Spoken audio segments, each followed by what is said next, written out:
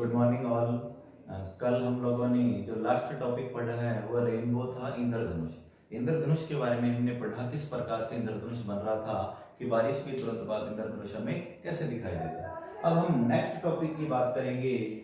Next topic है हमारे पास प्रकाशी यंत्र, ऑप्टिकल इंस्ट्रूमेंट। अब प्रकाशिक यंत्र बहुत टाइप के हो सकते हैं, तो सबसे पहले हमारे पास जो प्रकाशिक यंत्र है हम उसकी बात करेंगे मानव नेत्र, ह्यूमन आई।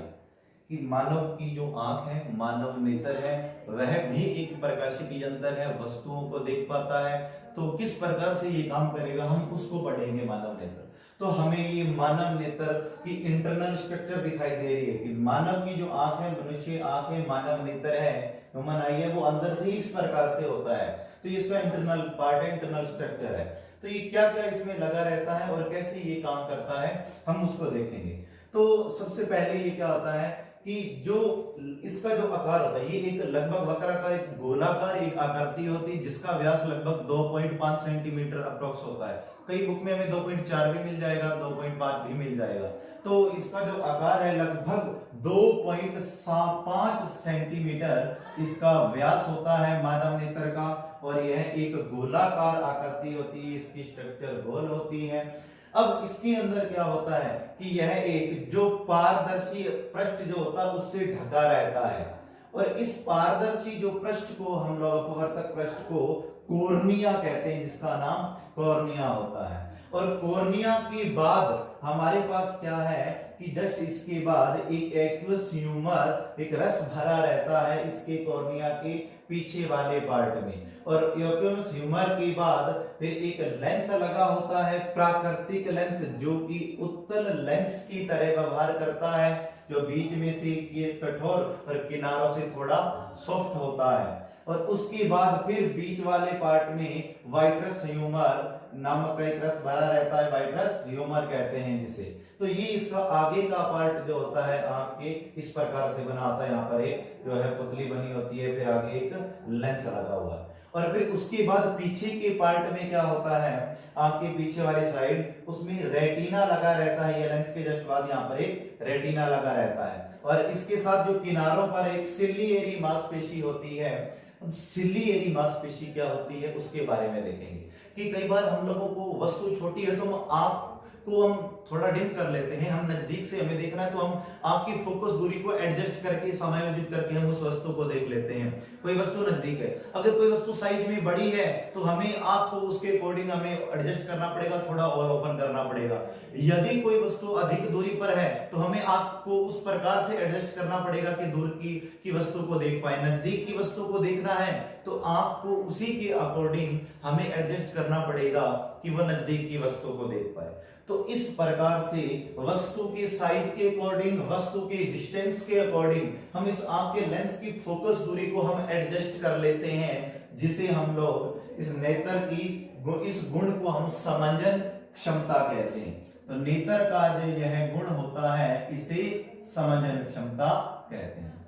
समंजन क्षमता क्या होती है कि नेत्र लेंस के द्वारा, विनेत्र लेंस के द्वारा जो किसी वस्तु के लिए अपनी फोकस दूरी को एडजस्ट कर लेना, समायोजित कर लेता है, तो नेत्र के इस गुण को हम समंजन क्षमता कहते हैं। तो ये सिलियरी मांसपेशी जो इस प्रकार से इसको एडजस्ट कर लेती है।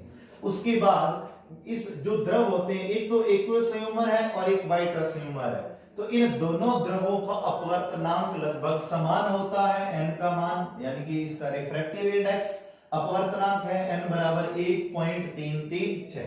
एक तो ये द्रव भरा हुआ और यहाँ पे दोनों द्रव का जो अपवर्तनांक है लगभग समान रहता है, जिसका मान होता है 1.336। तो इस प्रकार से हम इसको देखते हैं कि एक जो है लगभग गोलाकार वक्राकार एक आकृति होती है जिसका व्यास 2.5 सेंटीमीटर होता है। तो ये मानव नेत्र का इंटरनल पार्ट है। उसके बाद ये एक पारदर्शी प्रत्यक्ष सतह से पृष्ठ से ढका रहता है जिसे हम कॉर्निया कहते हैं। और कॉर्निया के बाद एक एक्वस ह्यूमर रस भरा रहता है। उसके बाद पीछे एक पुतली और एक लेंस लगा हुआ है, लेंस जो कि उत्तल लेंस की तरह बिहेव करता है, लचीला लेंस होता है, बीच में से कठोर, किनारों से सॉफ्ट होता है। नरम होता है। उसके बाद इसके पीछे वाले पार्ट में यहाँ पर वाइट्रस ह्यूमर भरा रहता है। एक्वस ह्यूमर और वाइट्रस ह्यूमर का जो अपवर्तनांक है लगभग दोनों का समान रहता है, जिसका मान 1.336 होता है। फिर हम पीछे की बात करें तो यहाँ रेटिना है और साथ में एक सिलियरी मांसपेशी है जो कि क्या करती है, नेत्र लेंस क्या करता है, उसकी फोकस दूरी को एडजस्ट कर लेता है। किसी वस्तु को हमें देखना है, नेत्र के इस गुण को हम समझन क्षमता कहते हैं। उसके बाद फिर रेटिना देखेंगे हम क्या होता है कि कोई प्रकाश किरण चली है कि उसका कुछ तो अपवर्तन हो जाता है, लेंस को एकोर्निया कर देता है, थोड़ा बहुत जो है फिर लेंस कर देता है और प्रकाश किरण फिर रेटिना पर जाकर के परावर्तित हो जाती है। इस प्रकार से किसी वस्तु का हमें स्पष्ट और बढ़िया प्रतिबिंब दिखाई दे जाता है। तो इस प्रकार से किसी वस्तु को हम लोग स्पष्ट और क्लियर देख पाते हैं। फिर हम देखते हैं कि किसी भी वस्तु को हमें क्लियर देख पाना है, स्पष्ट देख पाना है, तो उस वस्तु को हमें एक मिनिमम दूरी के ऊपर रखना पड़ता है। क्योंकि अगर बिल्कुल वस्तु को आपके नजदीक ले आए तो हमें क्लियर दिखाई नहीं देती है, या फिर हम ज्यादा दूर लेकर के चले गए तो भी वस्तु हमें क्लियर दिखाई नहीं देती है। तो वस्तु को हमें क्लिस्टर क्लियर देखने के लिए, एकदम बढ़िया तरीके से देखने के लिए कम से कम एक न्यूनतम दूरी के ऊपर हमें रखना पड़ेगा, जो कि स्वस्थ आंख के लिए 25 सेंटीमीटर होती है। कि यदि किसी वस्तु को हम हमारी आंख से, नेत्र से 25 सेंटीमीटर दूरी के ऊपर रख रहे हैं तो वस्तु हमें वो क्लियर दिखाई दे जाती है, जो कि आंख का निकटतम बिंदु कहलाता है। कि निकटतम बिंदु की कितनी दूरी होती है, जिसे हम कैपिटल डी से रिप्रेजेंट करते हैं, जिसका मान रहता है 25 सेंटीमीटर। कि यदि कोई वस्तु एक आंख से 25 सेंटीमीटर दूरी के ऊपर रखी हुई है स्वस्थ आंख से, तो वो हमें क्लियर और स्पष्ट बढ़िया दिखाई दे जाएगी। उससे कम और अधिक दूरी पर हमें धुंधली दिखाई देती है, क्लियर दिखाई नहीं देती, जो कि आंख के लिए हमारे पास एक न्यूनतम दूरी कहलाती है। और अधिकतम दूरी कितनी हो सकती है, अनंत हो सकती है। जितना भी हम अधिकतम देख पा रहे हैं वह दूरी अनंत होगी। तो कम से कम जो न्यूनतम दूरी होती है वह 25 सेंटीमीटर और स्वस्थ आंख के लिए अधिकतम दूरी क्या कहलाती है, अनंत कहलाती है। और यह दूरी एज के हिसाब से बदलती भी रहती है। कि जिस प्रकार से कोई छोटा बच्चा होता है तो उनकी जो आंखें होती है वो अधिक तनाव सहन कर सकती है। स्ट्रेस सहन करने की वजह से वो 7 से 8 सेंटीमीटर दूर वस्तु को भी साफ देख पाते हैं। कि आंख से कम 7 से 8 सेंटीमीटर पर अगर आप वस्तु को रख रहे हो तो वो उन बच्चों को स्पष्ट दिखाई दे जाती है, क्योंकि उनकी आंखें अधिक तनाव सहन कर सकती हैं। परंतु यदि एज बढ़ चुकी है, जैसे वृद्धावस्था आ चुकी है, इस जो लोग होते हैं वृद्धावस्था में, उनकी आंखें ज्यादा तनाव नहीं सहन कर पाती, इसलिए ये दूरी 1 से 2 मीटर तक भी चली जाती है और 2 से ज्यादा भी हो जाती है कई बार। तो इस प्रकार से जो है न्यूनतम दूरी का मान चेंज होता रहता है एज के अकॉर्डिंग। स्पष्ट के लिए, दृष्टि के लिए 25 सेंटीमीटर, बच्चों में ये 7 से 8 सेंटीमीटर होती है, और इस लोगों में जो वृद्धावस्था होती है उनके अंदर 1 से 2 मीटर या फिर 2 मीटर से कई बार ज्यादा भी हो सकती है। तो इस प्रकार से ये मानव नेत्र जो है ये काम करता है। इसके बाद मानव नेत्र के अंदर जो दोष हो सकते हैं वो हम देखेंगे, क्या क्या दोष हो सकते हैं मनुष्य की आंख के अंदर। तो अब इनके अंदर जो दोष होते हैं उनको हम पढ़ेंगे, कितने दोष होते हैं, किस प्रकार से होते हैं, उनका क्या निवारण हो सकता है। तो सबसे पहले जो हम बात करने जा रहे हैं वह है निकट दृष्टि दोष। निकट दृष्टि दोष, निकट दृष्टि दोष क्या होता है हम इसको देखेंगे। हम इसमें नाम का रिवर्स डेफिनेशन रहती है इनकी, तो हम देखेंगे किस प्रकार से। निकट दृष्टि दोष का मतलब मैंने अभी बताया, नाम की रिवर्स जो है डेफिनेशन करनी है हमें, नाम के उल्टा रहती है, वो बताएंगे आपको क्यों रहती है। निकट दृष्टि दोष का मतलब कि निकट की वस्तु तो हमें साफ दिखाई देती है, परंतु दूर की वस्तु हमें साफ दिखाई नहीं देती। तो इस प्रकार का जो दोष होता है मानव नेत्र में, उसे हम निकट दृष्टि दोष कहते हैं। बट अगर हम नाम से देखें तो निकट दृष्टि दोष मतलब निकट का दृष्टि दोष, अर्थात निकट का नहीं दिखाई देना चाहिए, परंतु नाम का उल्टा है। निकट दृष्टि दोष में निकट का साफ दिखाई देगा परंतु दूर का साफ दिखाई नहीं देता है। अब देखेंगे हम लोग, ये कोई मानव नेत्र है, ये इसका उत्तल लेंस, प्राकृतिक लेंस लगा हुआ है, प्रकाश किरणें इस प्रकार से चलती है और इस प्रकार से यहाँ पर प्रतिबिंब बनता है वस्तु का यहाँ पर, जो कि रेटिना के ऊपर जाकर के मिल जाती है। तो वस्तु का जो प्रतिबिंब है दृष्टि पटल भी कहते हैं, दृष्टि पटल या रेटिना के ऊपर जाकर के बन जाता है। तो ये होता है स्वस्थ आंख के लिए प्रतिबिंब। रेटिना के ऊपर यदि किरणें इस लेंस से अपवर्तित होकर दृष्टि पटल या रेटिना के ऊपर मिल पा रही है तो उसका स्पष्ट और क्लियर प्रतिबिंब हमें दिखाई दे जाता है।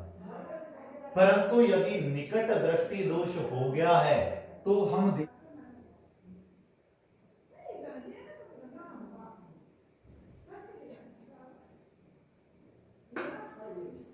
निकट दृष्टि दोष में किरणें निकट कट रही हैं, यहाँ पास में कट रही है, रेटिना आगे चला गया है, तो इस दोष का हम निवारण किस प्रकार से कर सकते हैं? यदि हमें इस प्रकार का दोष हो गया है तो हम क्या करते हैं, एक अवतल लेंस यहाँ पर लगा देते हैं। अवतल लेंस क्या करता है? अपसारी लेंस, जिसे कहते हैं हम प्रकाश किरणों को अपसरित करता है, यानी कि उनको फैला देता है। तो हम उतनी जितनी दूर रेटिना आगे बढ़ा है, हमें किरणों को सही जगह पर रेटिना के ऊपर लेकर जाना है, तो हम क्या करेंगे, उतनी फोकस दूरी के अकॉर्डिंग उतने नंबर का हम माइनस का चश्मा लगा लेते हैं, अवतल लेंस लगा लेंगे, जिससे क्या होगा कि किरणें वापिस उतनी ही जगह आगे बढ़ जाए, यानी कि दृष्टि पटल या रेटिना के ऊपर कटने लग जाए, सही जगह के ऊपर हमें प्रतिबिंब दिखाई देने लग जाएगा। तो इस प्रकार से हम निकट दृष्टि दोष का निवारण कर सकते हैं अवतल लेंस को लगाते हो। फिर आगे हम देख, फिर 2 नंबर हमारे पास दूर दृष्टि दोष या फिर दीर्घ दृष्टि दोष। कि दूर दृष्टि दोष या दीर्घ क्या होता है कि दूर का दृष्टि दोष मतलब दूर की वस्तु नहीं दिखनी चाहिए, परंतु नाम का उल्टा होता है, रिवर्स। मैंने आपको बताया कि इसमें दूर की वस्तु तो साफ दिखाई देती है, परंतु पास की वस्तु साफ दिखाई नहीं देती, निकट की वस्तु साफ दिखाई नहीं देती, इसलिए हम इसे दूर दृष्टि दोष या दीर्घ दृष्टि दोष कहते हैं। अब ये होता किस प्रकार से है उसके बारे में हम लोग देखेंगे कि हमें वस्तु यहाँ पर स्पष्ट दिखाई दे पा रही है, ये रेटिना होता है, रेटिना के ऊपर यदि किरणें कट पा रही है, अपवर्तित होकर यहाँ से जो प्राकृतिक लेंस है क्रिस्टलीय लेंस से और कॉर्निया से, तो रेटिना के ऊपर मिल जाती है, जिससे हमें वस्तु का सही प्रतिबिंब दिखाई दे रहा है। यदि किसी कारणवश क्या हुआ कि रेटिना जो है आंखें सिकुड़ गई, इकट्ठा हो गई, जिसकी वजह से रेटिना तो पीछे आ गया है और किरणें जो है वो वहीं आगे की तरफ कट रही है, तो जिस वजह से क्या होता है, रेटिना पीछे चला गया, किरणें आगे की तरफ कटने लग रही है, तो हमें दूर किरणें कट रही है रेटिना से, तो इसलिए हमें दूर की वस्तु साफ दिखाई दे रही है, परंतु पास की वस्तु साफ दिखाई नहीं दे रही। तो वस्तु साफ तब दिखाई देती है जब किरणें रेटिना के ऊपर कट रही है। तो इस दोष का निवारण करने के लिए हम क्या करते हैं, किरणों को वापिस रेटिना के ऊपर लेकर आना है। तो वापिस रेटिना के ऊपर लेकर आने के लिए हम एक अभिसारी लेंस लगा देते हैं, यानी कि उत्तल लेंस, जो कि किरणों को इकट्ठा करेगा। पास लेकर आना है हमें किरणों को, तो हमें उन किरणों को इकट्ठा करना पड़ेगा, जिसके लिए उत्तल लेंस लगाया जाएगा, क्योंकि उत्तल लेंस प्रकाश किरणों को इकट्ठा करता है। और यदि किरणों को दूर लेकर जाना है तो हमें किरणों को फैलाना पड़ेगा, जो कि अवतल लेंस फैलाता है। तो हम उतनी ही दूरी के अकॉर्डिंग जितनी रेटिना पीछे हटा है उसी नंबर का हम लोग लेंस लेकर आएंगे, जो कि क्या करता है, फोकस दूरी का उसी को किरणों को वापस रेटिना के ऊपर काट देगा, सही जगह के ऊपर, तो हमें स्पष्ट प्रतिबिंब दिखाई देने लग जाएगा। फिर हम बात करते हैं 3 नंबर जरा दृष्टि दोष। तो जरा दृष्टि दोष क्या होता है हम देखेंगे। जरा का मतलब होता है बुढ़ापा। तो यदि एज बढ़ जाती है, वृद्धावस्था आ जाती है, 60 साल की एज है जिस प्रकार से, तो उसमें क्या होता है कि मांसपेशियां सिकुड़ने लग जाती है, क्रिस्टल लेंस जो है लचीला होने लग जाता है, तो जिस कारण हमें ना तो पास की वस्तु दिखाई देती है और ना ही हमें दूर की वस्तु दिखाई देती है। तो इस प्रकार से जो दोष होता है वो हमें जरा दृष्टि दोष कहलाता है। तो इस दोष का निवारण करने के लिए हम अभिसारी लेंस का उपयोग करते हैं, यानी कि हम उत्तल लेंस का उपयोग करते हैं। तो कई बार हम लोग इसमें द्विफोक्सी लेंस का उपयोग भी करते हैं, हम लोगों ने देखा होगा। द्विफोक्सी लेंस यानी कि इस प्रकार से कई चश्मा लगा होता है, हम लोगों ने देखा होगा कि यहाँ पर पूरे के अंदर तो अवतल लेंस लगा होता है और यहाँ भी अवतल होगा और नीचे यहाँ पर उत्तल लेंस लगा होता है, यानी कि अवतल के अंदर उत्तल लेंस को फिट किया जाता है, द्विफोक्सी लेंस लगाते हैं, दोनों लेंस हम लोग इसके अंदर लगा देते हैं, तो इस प्रकार से इसका निवारण हो जाता है। फिर अगला जो दोष है 4 नंबर, वो आता है अबिंदुकता दोष। अबिंदुकता दोष क्या होता है कि हमें इसमें क्या होता है कि कई जो हमें एक स्पष्ट एक निश्चित डायरेक्शन में कोई जो व्यक्ति होते हैं स्पष्ट नहीं देख पाते हैं कि एक निश्चित जो दिशा जो है उसके लंबवत तल में तो हम साफ देख पा रहे हैं, परंतु उसकी लंबवत दिशा में साफ दिखाई, मतलब हम देखते तो तिरछा है कि आंखें, हम देखें किसी व्यक्ति को कई बार कि आंखें तो इस साइड होती है उसकी, लेकिन वो हमसे बात कर रहा होता है या हमें सब देख रहा होता है कि आंखें इस प्रकार से, लेकिन हमें वो इधर देख रहा है कि एक तल में तो देख पा रहा है लेकिन एक निश्चित दिशा में नहीं देख पाते हैं, वो उनको तिरछा दिखाई देता है। तो इस प्रकार का जो दोष होता है उसे अबिंदुकता दोष कहते हैं। और इस दोष के निवारण के लिए बेलनाकार लेंस का उपयोग किया जाता है, सिलेंड्रिकल लेंस का, तो जिससे इस दोष का निवारण हो जाता है। यह दोष जो है निकट दृष्टि दोष और दूर दृष्टि दोष के साथ साथ जो है हो सकता है। तो इस प्रकार से जो है ये 4 दोष हैं, हम किस प्रकार से होते हैं और किस प्रकार से इनका निवारण